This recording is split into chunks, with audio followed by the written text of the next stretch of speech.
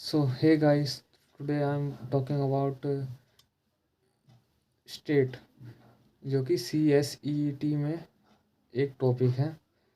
State का मतलब कोई राज्य वगैरह नहीं है। इसमें स्टेट का मतलब है एक ब्रॉड ब्रॉड लेवल पे, जैसे होता है ना। आर्टिकल 12 में स्टेट के बारे में दे रखा है। तो स्टेट का मतलब होता है जो भी गवर्नमेंट के अंदर जितनी भी जैसे अथॉरिटीज़ वगैरह आती हैं उन्हें स्टेट कहते हैं। इसमें जैसे इसमें कोई एक्सेप्शन भी होती हैं स्टेट की।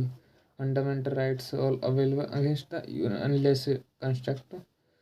सो इनकी मैं सारा कुछ कॉपी में देख देख के बता रहा हूँ आपको। वैसे मेरे को याद नहीं है और ना होगा, मेरे को लग रहा है कि बहुत ही ज़्यादा वाइड है ये टॉपिक। तो मैं बता रहा था, ये वीडियो थोड़ा बड़ा भी होगा कोई उससे, क्योंकि मैं अपनी नॉलेज के लिए पढ़ रहा हूँ इसमें। तो इसमें 3 एक्सेप्शंस होती हैं स्टेट के लिए। पहली एक्सेप्शन है the government and parliament of India. इसमें जो एक्सेप्शन है ये द गवर्नमेंट एंड लेजिस्लेचर। ये एक थोड़ा वर्ड भी थोड़ा मेरे लिए बहुत हैवी है। Legislature legislature of legislature legislature legislature of each of the states और लोकल अदर अथॉरिटीज। ये जितने भी ये सारे स्टेट्स में आते हैं। ऑल अदर लोकल अथॉरिटी में जैसे हो गया with in a territory of India and under control of government of India. ये जितने भी सारे गवर्नमेंट ऑफ इंडिया के कंट्रोल में आते हैं। जिस चीज़ पे गवर्नमेंट का अधि कंट्रोल होता है, जिस चीज़ पे गवर्नमेंट कंट्रोल होती है वो सारे स्टेट में आते हैं। और जिसमें नहीं होता वो जैसे वो सारे उसमें आते हैं, क्या नाम है, अपने अदर अदर देन स्टेट में आते हैं। सो एक केस पढ़ते हैं, इन अजय हाशिया वर्सेस खालिद मुसीब। ये कोई एक केस है इसमें, जो हमारा चैप्टर है उसमें एक केस है अजय हाशिया वर्सेस खालिद मुसीब। तो इस केस के अंदर क्या होता है, एक सेकंड में टर्न करके देखता हूँ। इस केस के इसके अंतर्गत हम आपको पढ़ाएंगे। एक सेकंड। इसमें हमारे 6 ऐसे राइट्स हैं।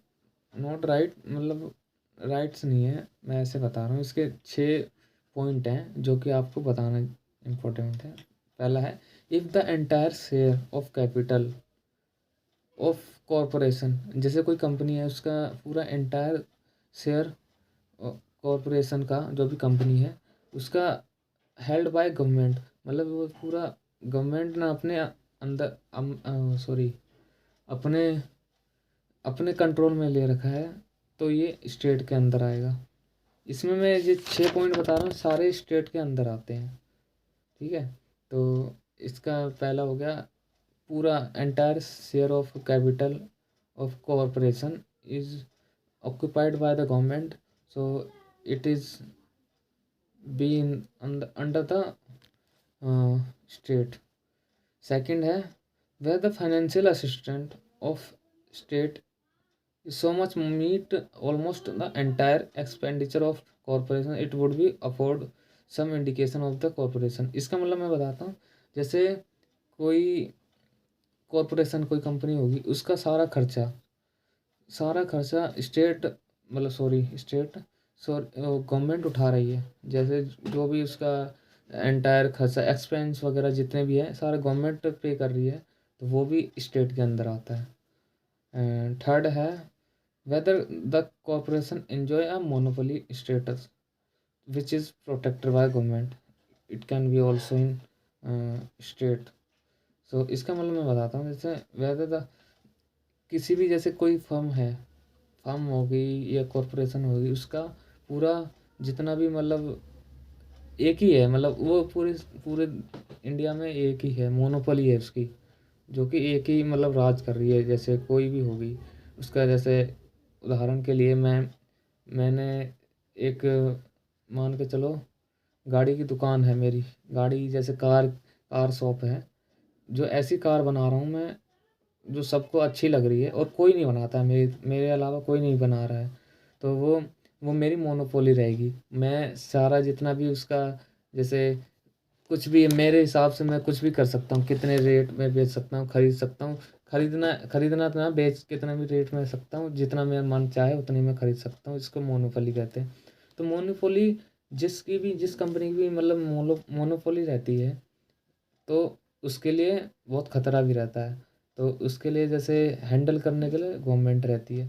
तो गवर्नमेंट जितनी भी मतलब जिस जिस कॉरपोरेशन को गवर्नमेंट हेल्ड करती है, मतलब मोनोपोली है उसके पास और उसको गवर्नमेंट हेल्ड करती है, तो वो भी स्टेट के अंदर आता है।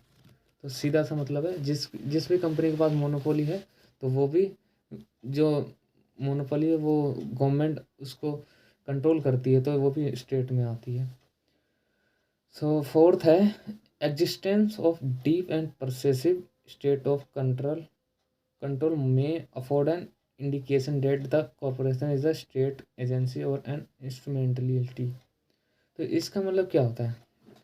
इसका मतलब है, जैसे कोई भी कॉरपोरेशन, कोई भी कंपनी है, प्राइवेट हो, लेकिन उस कंपनी के ज़्यादा से ज़्यादा जितने भी उसके देखभाल है, सो कुछ भी हो, वो जो गवर्नमेंट वो कंट्रोल खुद करती है, तो इसका मतलब ये है कि वो भी स्टेट के अंदर आती है।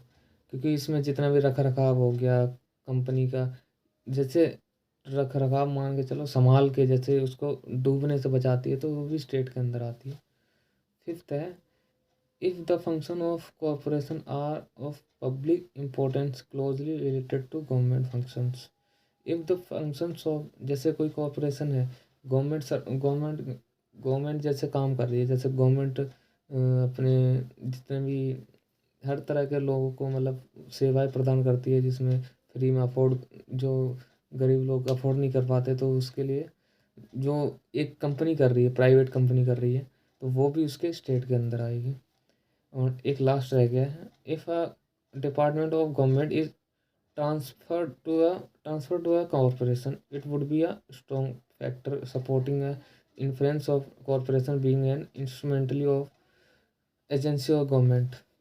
तो इसका मतलब क्या होता है? इसका मतलब है, इफ़ हम मतलब कोई मतलब डिपार्टमेंट, जो सरकारी डिपार्टमेंट है, वो ट्रांसफ़र हो गया है उसमें कॉरपोरेशन में, मतलब प्राइवेट में हो गया है, लेकिन सारे रूल वगैरह जितने भी उसके रूल रूल हो गए, कानून वगैरह जितने भी है, वो सारे वो तो डिपार्टमेंट गवर्नमेंट की रहेंगे, तो वो भी अंदर स्टेट आती है। तो ये 6 हमारे पॉइंट हैं। इनका जो केस है, केस का क्या नाम था बताया था शुरू में? एक सेकंड में चेक कर लेता हूँ। केस का नाम है अजय हाशिया वर्सेस खालिद मुसीब। तो इस केस का नाम है अजय हाशिया वर्सेस खालिद मुसीब।